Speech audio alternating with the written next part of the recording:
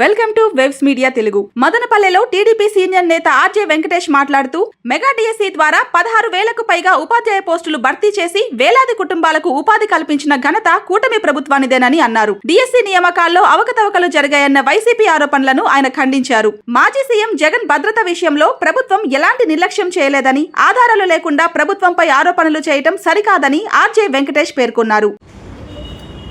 రాష్ట్ర ప్రభుత్వం mega DSC నిర్వహించి 16,000 మంది పైగా టీచర్లకు ఉద్యోగ అవకాశాలు కల్పించి 16,000 కుటుంబాలు ఒక సంవత్సర కాలంగా ఎంతో ఆనందదాయకంగా ఉన్నటువంటి వేళ ఈ జగన్మోహన్ రెడ్డి గారు వారి వైఎస్ఆర్సీపీ మెగా డిఎస్సి మీద ఏదో అవకతవకలు జరిగిపోయినాయని చెప్పి, ముఖ్యంగా స్పోర్ట్స్ కోటాలో ఇచ్చినటువంటి రిజర్వేషన్లు తప్పు అని చెప్పి ఇప్పుడు రోడ్లు ఎక్కి రాష్ట్రంలో అలజడి సృష్టించాలని విద్యార్థులను రెచ్చగొడుతూ శాంతి భద్రతల సమస్యకు దారితీస్తూ ఉన్నారు. ఎప్పుడు కూడా గతంలో రాజశేఖర రెడ్డి ముఖ్యమంత్రిగా ఉండగా మెగా డిఎస్సి కాదు కదా, ఒక్క డిఎస్సి కూడా నిర్వహించిన పాపాన పోలా, ఒక్క టీచర్ పోస్టును నియమించిన పాపాన పోలా, ఒక్క ఉద్యోగం సృష్టించిన పాపాన పోలా.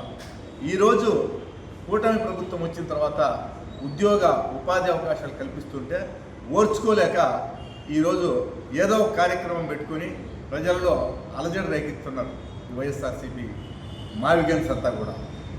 నిజానికి ఎప్పుడు గత వైఎస్ఆర్సీపీ ప్రభుత్వం విధ్వంసకర పాలనే చేసింది తప్ప అభివృద్ధి అనేది ఎక్కడా జరగలేదు.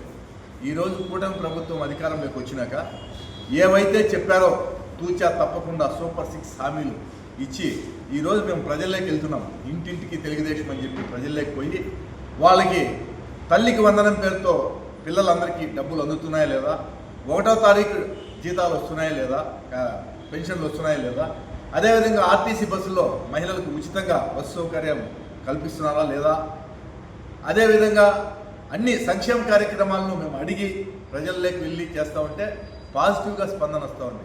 ఇటువంటి పరిస్థితుల్లో దిక్కుతోచని స్థితిలో ఈ వైఎస్ఆర్సీపీ పార్టీ ఏదో కార్యక్రమం, నిన్న పొగాకు రైతులకి ఏదో మేలు చేద్దామని పోయి అక్కడ పొగాకు వేలన్నీ తొక్కేశారు రైతులు.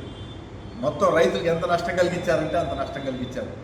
ఏదో ఒక కార్యక్రమం బయట వస్తే ఒక అలజడి, ఈ విధంగా అలజడి సృష్టిస్తూ చేస్తున్నటువంటి వైఎస్ఆర్సీపీ వైఖరిని మేము తీవ్రంగా ఖండిస్తున్నాం. నిజంగా మీరు ప్రతిపక్ష పాత్ర, ప్రజల సమస్య పైన పోరాడండి.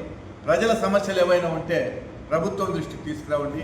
ముఖ్యంగా అసెంబ్లీకి వచ్చి మీ గలమెత్తి అసెంబ్లీలో మీ సమస్యల పైన పోరాడాలి తప్ప కుట్రలు కుయుక్తులు ఏదో చేసేసి, లేదు కులాలను రెచ్చగొట్టేసి, మతాలను రెచ్చగొట్టేసి ఏదో లబ్ధి పొందుదాం, రాజకీయ లబ్ధి పొందామంటే ఒకసారి ప్రజలు దెబ్బతిన్నారు, ఆలోచన చేస్తున్నారు. ఇప్పుడు మీ మాటలు వినే పరిస్థితులు లేరు, మీ మాటలు వినరు అని చెప్పి ఈ సందర్భంగా తెలియజేస్తూ ఇటువంటి ప్రయుక్తులన్నింటినీ మానుకోవాలని చెప్పి ఈ సందర్భంగా తెలియజేస్తున్నారు. జగన్మోహన్ రెడ్డికి భద్రత కల్పించాలని చెప్పి ఎంపీలు నిన్న ఢిల్లీలో అమిత్ షాని కలిసి ఒక వినతి పత్రం సమర్పించారు. జగన్ భద్రతకు వచ్చిన ముప్పు ఏమీ లేదు, అన్ని విధాలుగా రాష్ట్ర ప్రభుత్వం తగిన బందోబస్తు ఏర్పాటు చేస్తూ ఉంది. మీరైనా ఇంతకుముందు కుప్పంలో ఆనాడు ప్రతిపక్షంగా నేతగా ఉన్నటువంటి చంద్రబాబు నాయుడు తిరగాలంటే సాక్షాత్తు డిఎస్పీ రామకృష్ణారెడ్డి అని అతను అడ్డుకున్నాడు, పోలీసుల దగ్గరనే అడ్డుకున్నారు. మేము పోలీసుల దగ్గర రక్షణ కల్పించి మీరు ఎక్కడ పోవాలన్నా పూర్తిగా స్వేచ్ఛగా రక్షణ కల్పిస్తూ పోతున్నాం తప్ప జగన్ భద్రతకు వచ్చి ఎలాంటి ముప్పు లేదని చెప్పి, అతనికి ఎలాంటి ప్రాణహాని ఉండదని ఈ కూటమి పాలనలో ప్రతి ఒక్కరూ ధైర్యంగా ఉండొచ్చని చెప్పి తెలియజేస్తుంది.